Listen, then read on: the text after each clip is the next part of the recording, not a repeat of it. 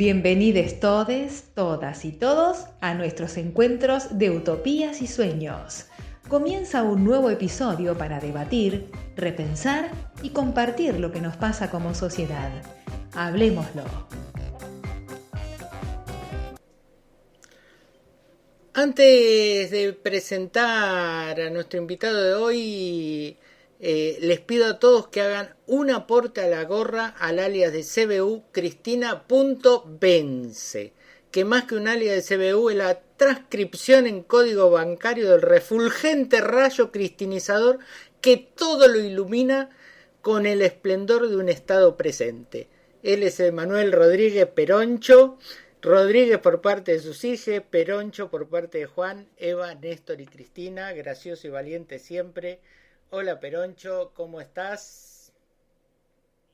¿Qué tal, compañero? Bueno, muchas gracias por la presentación y por recordar ese estado de mendicante virtual en el que vengo viviendo desde que la pandemia nos impidió las funciones en vivo y eso, así que estamos con esa gorra virtual y ese alias de CBU que va permitiendo que podamos hacer todos los días el noticiero. Bienvenido, muchas gracias, Emanuel, por estar con nosotros y por supuesto en nuestros podcasts siempre tendremos presente el informar a nuestras oyentes y oyentes de la oportunidad que nos das de sostener tu espacio para poder tener un análisis crítico de la realidad desde el lugar que vos lo hacés, que es desde el humor. Emanuel, ¿podés contarnos un poco quién estás siendo, cómo llegaste a estas características tuyas de lo que haces? ¿De dónde venís, Emanuel? Qué pregunta profunda y filosófica. ¿Quién estoy siendo? Sí. Sí, Porque aparte, antes de empezar el programa, vos pudiste, sí. ante una definición que te decía el compañero Marcelo, vos pudiste responder claramente que uno siempre está haciendo y que tampoco se puede definir tampoco una vez para siempre la sexualidad. Con lo cual, desde ahí, mi reflexión, vuelvo a hacerte la pregunta, estimado compañero Manuel, ¿quién Me está gusta haciendo y mucho. cómo llegaste a ser quien está haciendo hoy? Me gusta mucho ese enfoque de la pregunta. Estoy siendo lo que puedo ser, con un horizonte claro de lo que me gustaría ser. En ese punto, ahora estoy siendo un periodista y comediante, valga la redundancia, que ejerce el oficio del periodismo con una herramienta que me ha permitido la libertad que siempre busqué. Y esa herramienta es el discurso humorístico. Entonces, soy eso, un comediante y un militante que intenta todos los días o ponerle potencias alegres a las potencias tristes y tratar de informar a su audiencia o a mi audiencia con un objetivo claro de alegrarle la jornada a pesar de lo triste que pueden ser algunas noticias, ¿no? Eso me parece que vengo siendo. Y cómo llegué acá, bueno, han sido una serie de circunstancias. Siempre quise ser escritor, siempre quise dedicarme a la literatura y comencé de adolescente escribiendo humor. Un poco más grande, empecé a escribir una revista de humor en Córdoba, se llamaba La Piedra en el Zapato, y que me llevó al periodismo gráfico. Empecé a trabajar en un diario de Córdoba, trabajé en el Grupo Clarín durante 10 años, trabajaba en la revista Eñe y en el diario La Voz del Interior, y, y en ese proceso también fui guionista de teatro con unos compañeros que empezaron a hacer stand-up, me invitaron a hacer stand-up.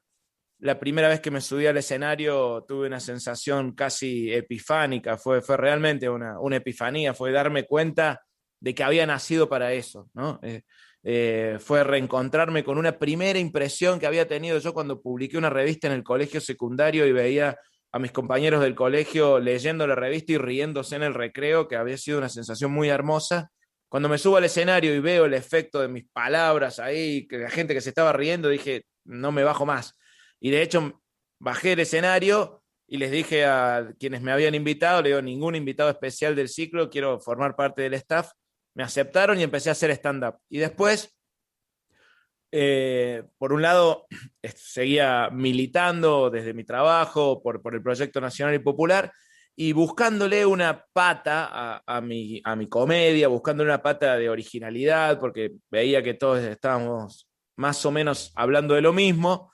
Empecé a incorporar la política a mis discursos y fue como un segundo momento epifánico. Ahí creo que fue como dije, listo, nací para esto, porque me di cuenta que el material me salía mucho más fácil, me surgía, y porque además lograba combinar todas mis pasiones. O sea, lo que yo hago es como si fuera la suma de todas mis pasiones. Escribir, militar, hacer humor, vivir de la escritura, ver reír a la gente. Entonces se conjugó en ese oficio la cuestión, empecé a recorrer el país y luego con la pandemia se cerraron los lugares de donde podía trabajar. Me quedé sin trabajo y surgió la idea, la posibilidad de hacer un envío diario en YouTube, que es mucho trabajo, pero también muy, muy gratificante por la devolución muy amable que hay por parte de los compañeros y compañeras que lo siguen.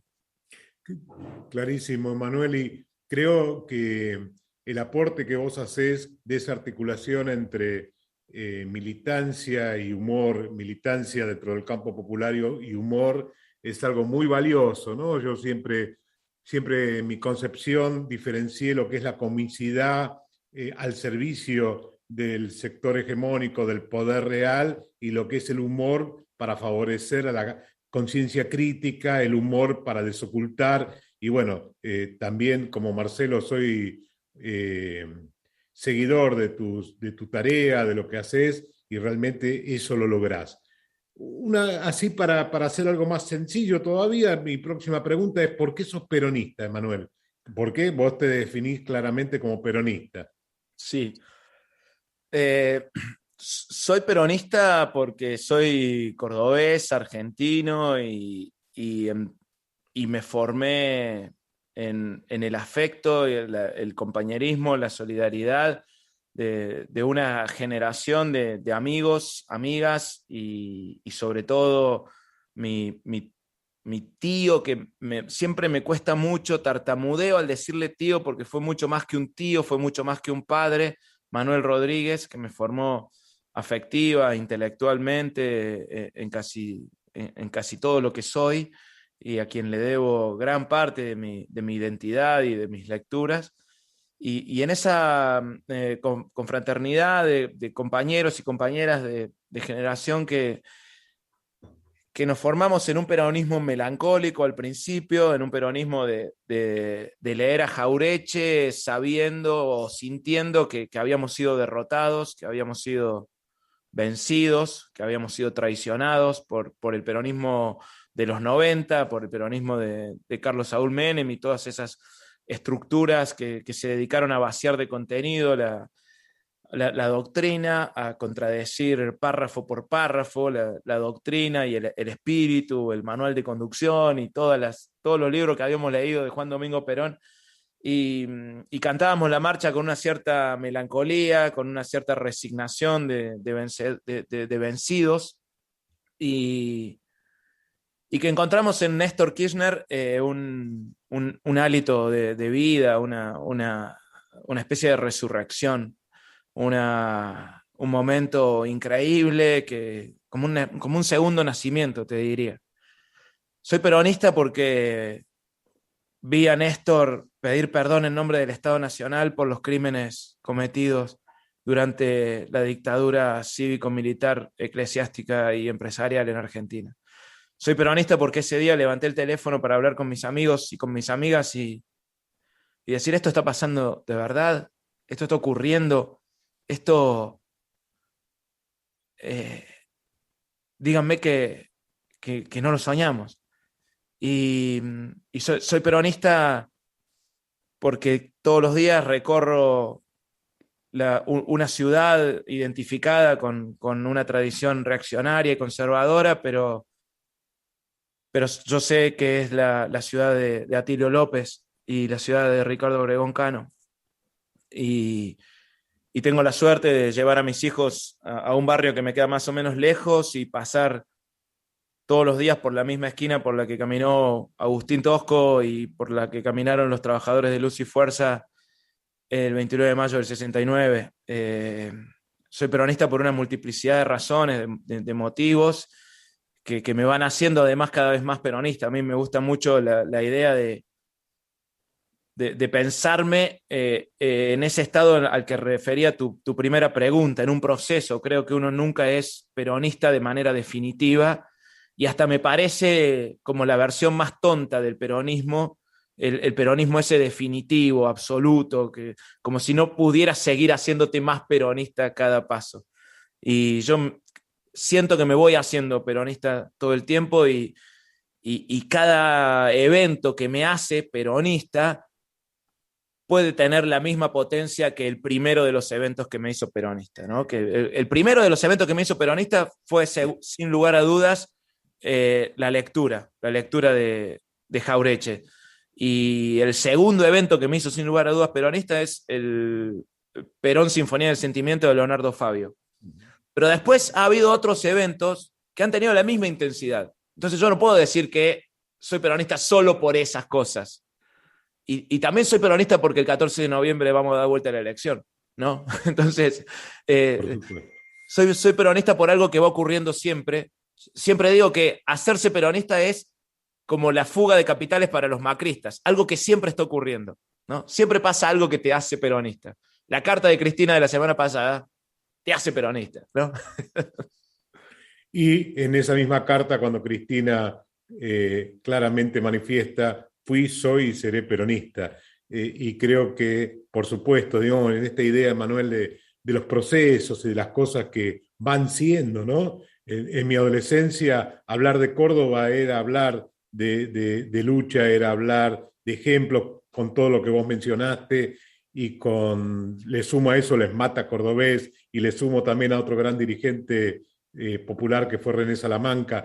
Yo creo que esto y hoy hablar de Córdoba es otra cosa, pero bueno, esos procesos, y porque existe el poder popular y existió el peronismo y existió y existe Néstor y Cristina, ¿no? Que de alguna manera nos vuelve a enorgullecer el ser peronista. Hablaste también, Emanuel, de la palabra libertad, cosa que yo siempre insisto que tenemos que seguir nombrándolo, más allá que la derecha trata de apropiarse, como muchas veces lo ha hecho, entre otras cosas, hoy con la palabra libertad.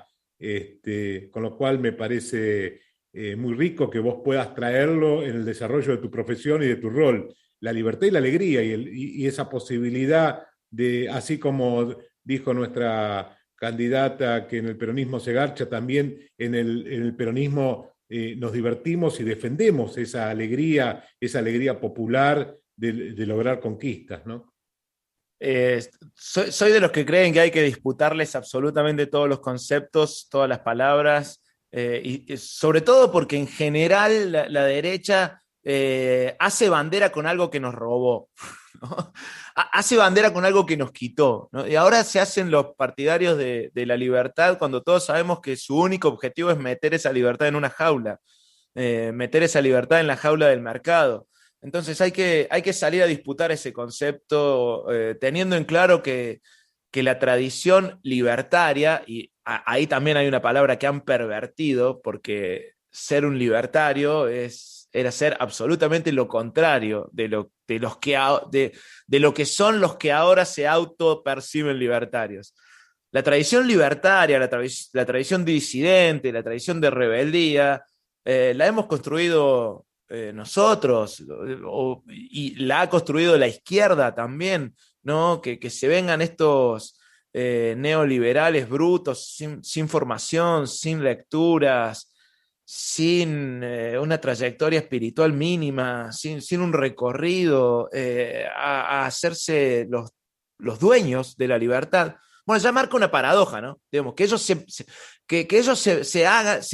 se autoperciban propietarios de lo que no debería ser propiedad de nadie. Habla de lo que quieren hacer con la libertad, que es enjaularla con las reglas del mercado. Entonces, hay que salir a disputar y hay que decir todo el tiempo que las libertades que se han conseguido en Argentina, las libertades que se han peleado en Argentina, han sido fruto de la lucha popular siempre. siempre cada libertad que sea, y vuelvo a la tradición cordobesa y a los dolores que quedan son las libertades que faltan, cada libertad que se ha conseguido en Argentina ha sido fruto de la lucha popular. No hay ninguna dimensión de la libertad que sea fruto del liberalismo, del neoliberalismo, de cualquiera de estas versiones que ponen al mercado por encima de los hombres y de las mujeres. Emanuel, en línea con esto que vos traías y que también te preguntaba Gustavo, viste que otra palabrita que intentan todo el tiempo robarnos es este tema, vos como Peroncho lo sabés que sos un populista, ¿no? Sí. O sea, como si hubiera alguna clase de gobierno que pudiera partir del sufragio popular, de intentar vincular la voluntad popular, esa nación viva, para gobernar en contra del pueblo. ¿No? Sí. Entonces, pareciera como que son dos cosas totalmente disociadas, cuando un buen gobierno necesariamente tiene que tener el pueblo en el centro, ¿no? Y bueno, es esto que nos roban permanentemente las palabras. Y ahí yo te pregunto, Emanuel, porque vos mencionabas muy bien el tema de la resistencia popular, ¿no? Yo creo que la pandemia, y ahí te pido una reflexión, ha hecho que estemos un poco menos en la calle. Nosotros pensamos exactamente esto, ¿no? Que lo que vos traías, que en definitiva el garante de cada pequeño paso de bienestar que se consigue para nuestras ciudadanas, nuestros ciudadanos, es producto de la lucha popular, es el pueblo defendiendo aquello que le pertenece, que es un mejor destino, un mejor vivir, ¿no? Vos por eso también decías lo de estas próximas elecciones. ¿Y cómo viviste todo esto en un ambiente tan hostil, tan distinto como puede ser tu día a día con los vecinos de tu querida Córdoba?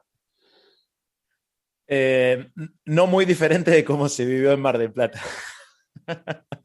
Hay varios lugares de la Argentina que tienen una identidad reaccionaria parecida y que, bueno, han sido víctimas también de construcciones mediáticas muy, muy poderosas.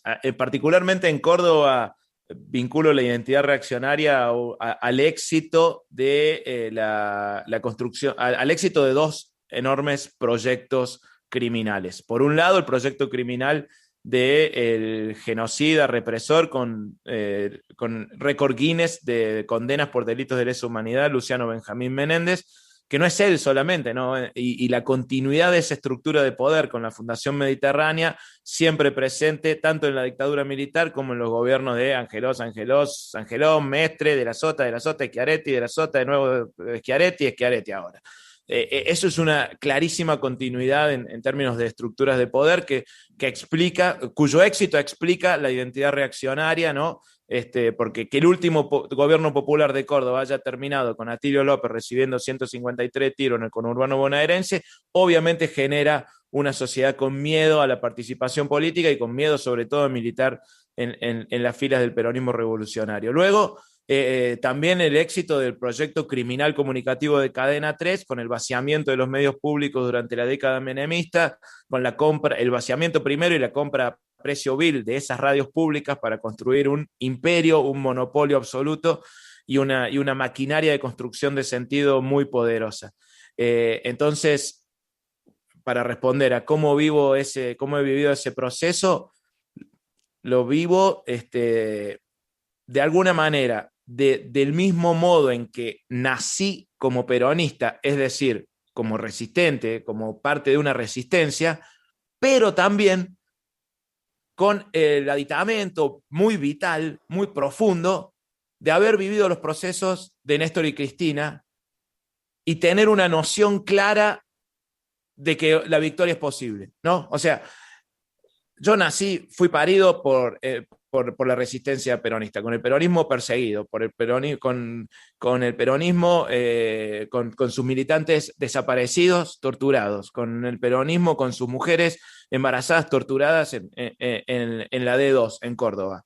Nací de esa resistencia, soy hijo de esa resistencia, heredo ese amor, esa furia y esa resistencia. Y después con Néstor y Cristina conocí la victoria. Entonces ahora estoy en un proceso de resistencia, pero con la potencia de haber sido testigo y partícipe de una victoria. Entonces, la peleo distinto, ¿no? Es como jugar al fútbol sabiendo que en tu equipo están los que pueden dar vuelta a la cosa, ¿no? Sabiendo que jugás con Messi, con Maradona. O sea, yo sé que están en mi equipo. Entonces lo vivo de otra manera. Y con el tema de la calle, la extraño, obviamente, la extraño muchísimo, estar en la calle. Vivimos con mucha bronca ese periodo en el que la derecha intentó hacerle creer al resto de la sociedad que habían ganado la calle porque les vino de arriba, creen que la calle es como sus fortunas, les vino de arriba, heredaron la calle, ¿viste?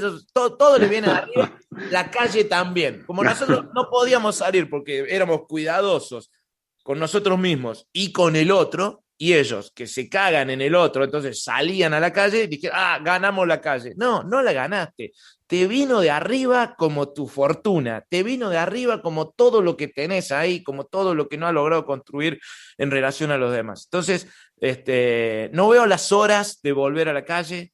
Creo que el 17 de octubre, creo que la marcha la están invitando para el 18, va a ser una jornada histórica porque somos muchos los que queremos retomar ese territorio por excelencia, ¿no? Y creo que el gobierno se ha debilitado en gran parte por la falta de ese pulmón, o más bien de ese músculo vital que es la gente en las calles, apoyando al gobierno, la gente en las calles, marcando el camino, la gente en las calles, celebrando la agenda, ¿no? Eso me parece que ha faltado y mucho, y nos ha faltado también mucha creatividad para disputar otros territorios. El territorio virtual, el territorio de redes, es una batalla que todavía seguimos perdiendo. El poder seguir avanzando, ¿no? Porque, bueno, siempre los dueños del poder, la oligarquía en nuestro país, los sectores, digamos, hegemónicos de empresarios, de la iglesia, siempre han soñado o han tenido la fantasía desde esa concepción de ser propietarios de la calle, manifestar que el peronismo había muerto. Creo que lo que más han mencionado que se había muerto Perón, Cristina, la lucha popular, bueno, y nada, sin duda es absurdo ese pensamiento. Y vos tenés esta cosa, Manuel, que muchos compañeras y compañeros han tenido en nuestra historia, y por suerte hay muchas compañeras y compañeros que lo siguen teniendo, que desde haber tenido un acceso a una formación intelectual, poder esa formación utilizarla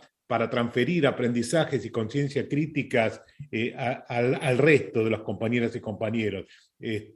Hay en el año 64, John William Cook, en una conferencia en Córdoba, justamente, decía que el intelectual revolucionario es aquel que no concibe el acceso a la cultura como un fin en sí mismo, ni como atributo personal, sino como la ventaja que un régimen injusto pone al alcance de unos pocos, y solo tiene justificación en cuanto parte de ese conocimiento sea compartido por las masas y contribuya a que esas enriquezcan su conciencia de la realidad en cuanto pueda transformarse en acción revolucionaria. Entonces, yo siento que vos estás presente en esta idea que en Córdoba justamente manifestaba en el año 64 John William Cook, desde este lugar y articulado con el humor, que es sin duda un trabajo artístico, artesanal, militante, revolucionario excelente, y donde vos tenés que esto muchas veces lo hacen poco, y sí ponés en evidencia esto que hablas de la libertad, que casi todos tus programas terminan pidiendo la libertad de Milagro Sala.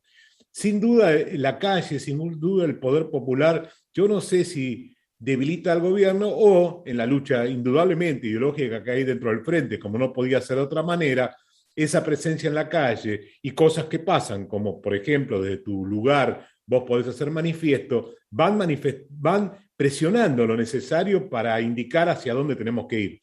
Y hay cosas pendientes, lo sabemos. Por ahí lo podríamos hablar después de noviembre para no generar ningún ruido, Manuel, pero no sabemos si vamos a contar con vos después de noviembre una próxima vez. Entonces, mi ansiedad me lleva a traer este tema, ¿no? De cosas pendientes que tenemos, ¿no? Y creo que una de las cosas gran pendientes y que a mí personalmente me frustra es que todavía Milagro Sala esté presa. Sí, eso es un ejercicio de memoria que me he propuesto desde que arranqué con el Peroncho Delivery y que replico también de otro gran medio de comunicación popular que es InfoSiberia, que es un noticiero que se distribuye por WhatsApp y que cada día también cuenta los días que lleva ilegalmente detenida Milagros Sala. Un ejercicio de memoria que hago y voy a decir, hacemos porque es necesario en época, si haya elecciones o no haya elecciones, Milagros sigue presa y eso es una de las mayores injusticias del macrismo que sigue vigente, ¿no? Tenemos presos políticos durante un gobierno peronista y eso es inconcebible. Entiendo que Alberto Fernández ha privilegiado su formación como docente de derecho y su respeto a la independencia del Poder Judicial, pero no entiendo que compartiendo con Alberto y con toda la fuerza política del frente, que forman parte del Frente de Todos, la idea de que el Poder Judicial, y sobre todo en Jujuy, está absolutamente corrupto. No entiendo que compartiendo esa idea no se avance con alguna otra herramienta institucional de las que están, de las que son posibles usar para acabar con esta injusticia, ¿no? Van pasando los días, las semanas, los años, ya van 3 elecciones en las que Milagros Sala no se puede presentar porque está ilegalmente detenida, y ahí hay una vulneración a un derecho colectivo innegable, ¿no? Hay una vulneración a los derechos del pueblo de elegir a sus representantes. Además de la violación cotidiana de los derechos humanos de Milagro y de los compañeros y compañeras de la Tupac que siguen ilegalmente detenidos. Hay 11 compañeros y compañeras de la Tupac, contando Milagro, que están ilegalmente detenidos en Jujuy. Entonces, hay que recordar eso. Yo entiendo la cuestión. No entiendo. Estoy al tanto de la estrategia del gobierno en relación a la correlación de fuerzas, a esperar el momento adecuado, a la no invasión de la autonomía provincial en la provincia de Jujuy. Pero, insisto, estamos hablando de un poder judicial absolutamente corrupto, con una invención absurda de causas que no se sostienen en ningún lado, con apoyo de organismos internacionales que han confirmado que Milagros Sala es una presa política, y que no se avance en la libertad de Milagro me resulta inconcebible, ¿no? Digamos, puedo, sin dejar de militar por el Frente de Todos y por la victoria en las elecciones, porque entiendo que es la fuerza política del peronismo y es la fuerza política que me representa, no puedo dejar de pelear por esa causa, que es absolutamente justa. Ninguno de nosotros podemos dejar de pelear por eso. A mí me toca muy, muy especialmente el tema de Milagros Sala. ¿Vos tenés un ratito más para dedicarnos? ¿Podemos poner una pausita de música? Sí, por supuesto, aquí estoy. Dale, vamos entonces con una pausa y volvemos enseguidita con El Peroncho, Emanuel Rodríguez. Un poco de música para amenizar la charla. A la vuelta, seguimos debatiendo, repensando y compartiendo de utopías y sueños.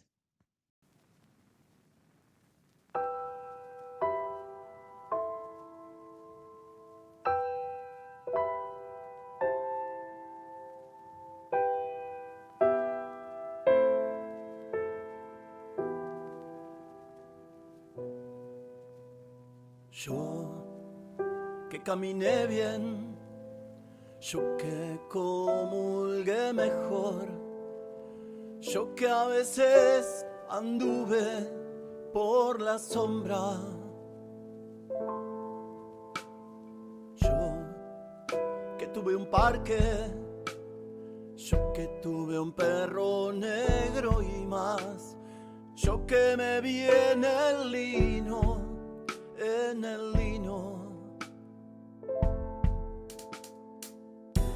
la luz que se fue detrás parche un rato después, yo que me vi en el punto mismo de la soledad. Tuve una moneda escondida mucho tiempo, un avión de papel hecho con una carta de una novia que dejó un día de escribirme. Tuve millones y millones de ganas de esperarte.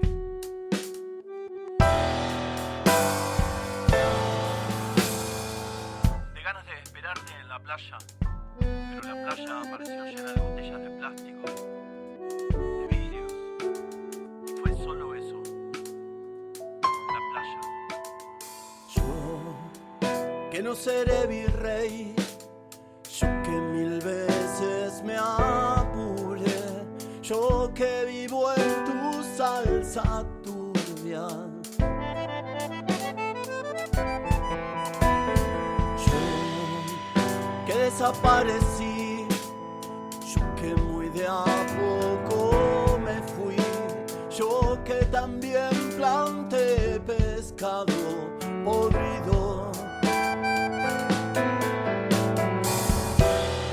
Yo que algún puño fui, yo que al fin un día me perdí, yo que paro en la amistad, en la amistad. Yo que algún puño fui, yo que al fin un día me perdí, yo que paro en la amistad, en la amistad, en el amor, en la amistad, en el amor y en la amistad.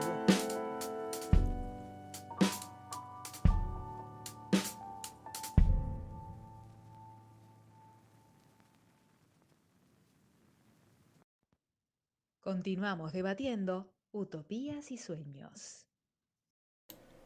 Volvimos con Emanuel y no le podemos robar mucho más tiempo. Está con sus hijos, él, y sabemos que es la hora de la cena. Yo te dejo una, Emanuel. Vos Bueno. decías recién, ¿qué quilombo se va a armar? ¿Qué quilombo se va a armar si qué? ¿Qué dice Emanuel de qué quilombo se va a armar?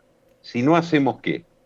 No, a mí me parece que el cantito de si la tocan a Cristina, qué quilombo se va a armar, por supuesto que tiene un contenido amenazante, pero da cuenta de una enorme potencia de la organización popular, ¿no? Y es, creo yo, lo único a lo que realmente le han tenido mucho temor durante toda su historia estos tipos, los nietos de estos tipos, los hijos de estos tipos, digamos, a lo único que le temen es al pueblo en la calle. Entonces tengo mucha expectativa en relación a lo que pueda pasar con este gobierno, contando con el apoyo popular en las calles a partir del 17 o 18 de octubre, cuando sea la marcha y cuando cada vez que podamos organizarnos para salir a exigirle también al presidente determinados rumbos, determinados compromisos que tomó con el pueblo que lo votó, ¿no? Entonces creo yo que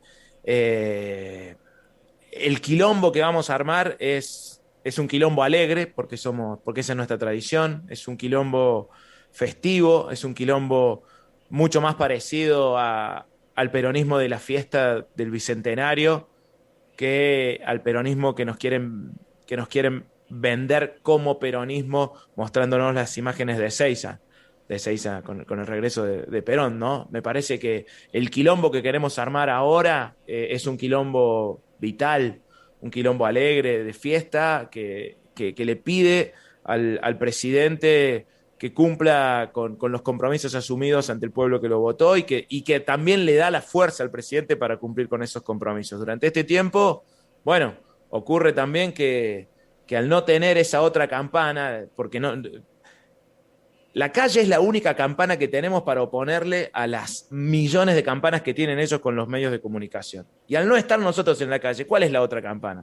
¿No? ¿Cuál es la otra campana? Porque si la otra campana es C5N, que mide cuando mide mucho, mide 6 puntos de rating, son 600.000 personas. No sé, no es tan potente. No es tan potente como meter millones de personas en la calle a llevar tu mensaje, a decir, che, esto no es como dice Clarín que es, ¿no? Acá venimos nosotros a decir que hay otra verdad. Y esa otra verdad se expresa en nuestras banderas, se expresa en nuestros cantos, se expresa en nuestras palmas, se expresa en nuestros abrazos, se expresa en nuestra unidad, se expresa en nuestra potencia de movilización. Durante estos casi 2 años, esa verdad no ha podido ser expresada por ninguna vía con la misma eficacia con la que hemos expresado nuestro proyecto en las calles. En las calles, y no hablo solo de las manifestaciones, hablo de en las calles, en la militancia, en las calles, en el laburo en los barrios, en la calle, en el laburo en las casas, en la calle, en las ollas populares que sostenemos, en la calle, en el diálogo, en vernos a la cara, en mirar a los ojos a los vecinos. Todo eso se complicó muchísimo con la pandemia. Entonces, esa campana nuestra, que es nuestra única herramienta frente a los grandes monopolios mediáticos, al gran monopolio mediático, faltó durante estos 2 años. Y para mí hay una relación directa entre esa ausencia y este rumbo un tanto equívoco que ha tenido el gobierno hasta este punto, ¿no? Me parece que hay una relación directa. Entonces, nuestro quilombo va a ser va a ser esa alegría del pueblo en la calle diciéndole al gobierno, acá estamos para bancar lo que hay que bancar, que es volver a la senda de la redistribución de la riqueza cuanto antes. Y que en esa senda, en esa salida a la calle, Manuel, también darle la fuerza necesaria a Cristina para saber que seguimos estando felices cuando aparece, por ejemplo, con una carta, como apareció la semana pasada, diciendo simplemente la compañera Cristina, esperé 48 horas y no me llamó, no me quedó otra que escribir. Y escribo algo que lo digo en privado y lo digo en público. Con lo cual digo, en la única palabra que me quedó para remarcar y decir que no tengamos miedo tampoco a la figura de la amenaza, porque de alguna manera en esa presencia es amenazar que el poder popular sabe y sabemos hacia dónde queremos ir. Entonces, ese debilitamiento por la ausencia en las calles de un sector de nuestro frente o nuestro presidente, y bueno, que no tenga ningún tipo de ilusión de que el poder popular no tiene idea hacia dónde ir, con lo cual, y en eso, sin duda, ¿no? Nos sigue motivando la presencia activa de Cristina y de muchos compañeras y compañeros que estuvieron construyendo esa carta. Así que bueno, de mi lado, Emanuel, realmente un gusto haberte escuchado y al poder articular a partir de hoy lo que escucho en tu espacio, en tus programas, pero ya a partir de hoy nunca más podré dejar de articularlo con la huella que dejás en todo lo que expresaste hoy en nuestro podcast, Manuel. Sinceramente, bueno, muchas gracias.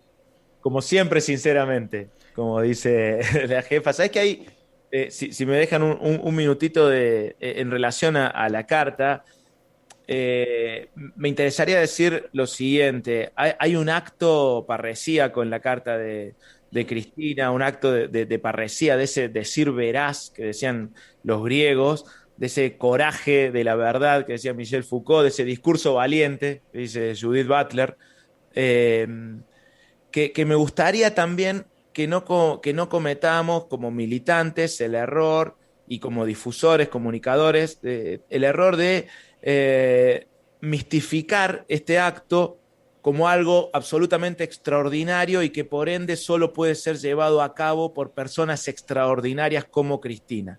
Creo que en la carta de Cristina hay un llamado a que nosotros repliquemos ese riesgo que toma Cristina, porque toma un riesgo tremendo, pone el cuerpo, se expone a toda la violencia de la que ya viene siendo víctima, pero a un recrudecimiento de esa violencia, y de hecho la primera reacción del sistema mediático fue otra vez volver a hablar de su salud mental, otra vez volver a hablar de su soberbia, otra vez meterse con su familia, incluso ahora están dando vuelta los patrimonios de los hijos de Cristina. Y Cristina se expone y toma ese riesgo, pero no para que nosotros digamos, qué grande, Cristina es la única que puede hacer eso. A mí me parece que es para que nosotros repliquemos ese gesto y también asumamos la responsabilidad de ese decir veraz y asumamos la responsabilidad y el desafío de ponernos en riesgo, de salir a la calle a ponernos en riesgo también, a ponernos en riesgo, porque es la forma de demostrarle al poder que no le tenemos miedo, ¿no? Porque es la forma de mostrar que esa idea falaz de que nos hemos quedado en nuestras casas porque perdimos la calle, de que le tenemos miedo al poder y por eso nos guardamos, es falsa. No funciona. No habla, absolutamente. no nos describe. Entonces, repliquemos ese acto de coraje de la carta de Cristina, lo convirtamos en prácticas políticas eficientes, en salir a la calle a no tener miedo. Yo lo digo porque vivo rodeado. En mi barrio perdimos 80-20, vivo rodeado. Y a veces pasa uno y me dice, che, tenés una calcomanía de Néstor, te van a tirar una piedra. Yo tengo una calcomanía de Néstor en la ventana que da a la vereda y no hay jardín, no hay nada. Te van a romper la ventana. Yo no, loco, yo a esas cosas no le tengo miedo. No le tengo miedo a eso, y eso es un gesto simbólico, pero digo, tampoco tengo miedo de salir a la calle y hablar de frente y decir, che, yo, pase lo que pase con las elecciones, soy peronista, soy soldado de Cristina, estoy acá levantando estas banderas y me parece que hay que replicar esos actos de coraje que marca la conducción, que es Cristina, sin lugar a dudas. Totalmente de acuerdo, Manuel, y no es que no tengamos miedo por no tener conciencia de cuál puede ser las consecuencias de poner el cuerpo, porque tenemos toda nuestra historia y nuestras realidades. Lo que digo sí, que justamente el gran poder es ese, que a pesar de todo, a pesar de que ellos nunca bajaron las armas, vamos a seguimos y seguiremos luchando. Y bueno, y ese es el camino, y por eso decía que esa presencia del poder popular en la calle es para seguir también dando muestras de que Cristina lo sabe de todos modos, que no está sola en todo esto, ¿no? Y que hay muchas y muchos que seguimos acompañando. Y por supuesto coincido en que el poder siempre quiso virar a póster, como ha pasado en la historia de grandes revolucionarios que lo viran a poste para decir, y bueno, eso es lo incansable, lo que nadie puede, un ser humano común no va a alcanzar nunca, y eso es algo que está más allá de estas cosas, como ha pasado con el Che, como ha pasado con tantos y tantos compañeros, pero con Cristina no van a poder. Gracias, Emanuel. Bueno, muchísimas gracias a ustedes, o como siempre digo, grasas totales. Emanuel, gracias de verdad por acompañarnos. Para mí fue un gusto, viste que casi no participé de la charla porque me extasió escuchándote.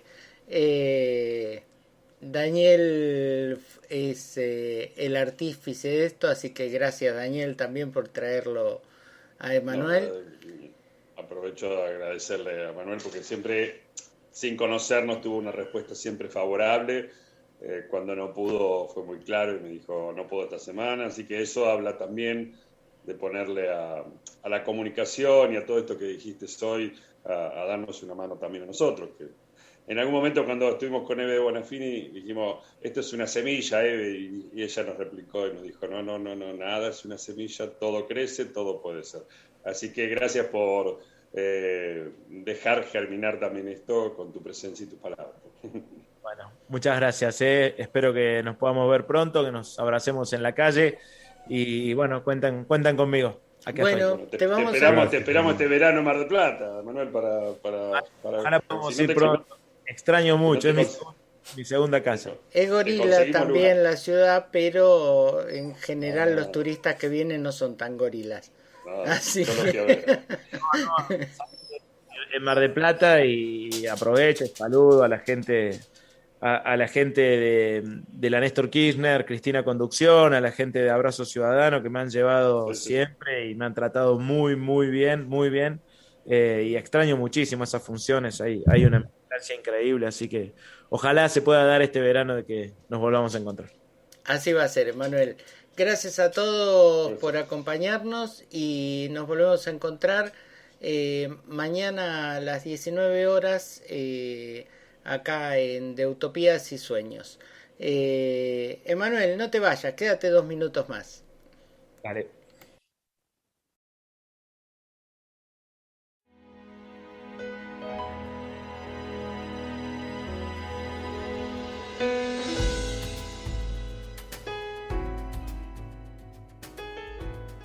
Llegamos al final de este episodio con la esperanza de provocar algún movimiento que permita continuar aprendiendo y construyendo respuestas colectivas. Mañana, hablemoslo en un nuevo episodio.